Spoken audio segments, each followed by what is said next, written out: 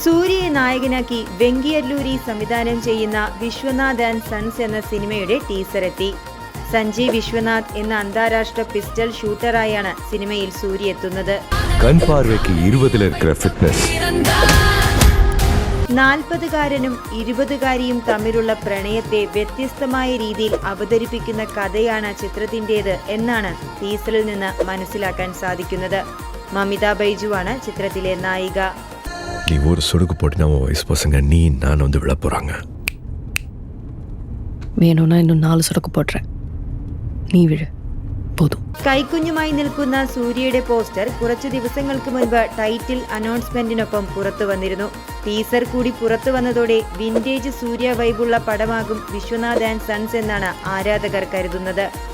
വാതി, lucky Bhaskar എന്നീ ചിത്രങ്ങൾക്കു ശേഷം വെങ്കി അല്ലൂരി ഒരുക്കുന്ന ചിത്രമാണ് വിശ്വനാഥ് ആൻഡ് സൺസ്. സിത്താര എന്റർടൈൻമെന്റ്സിന്റെ ബാനറിൽ നാഗവംശിയാണ് സിനിമയുടെ നിർമ്മാണം.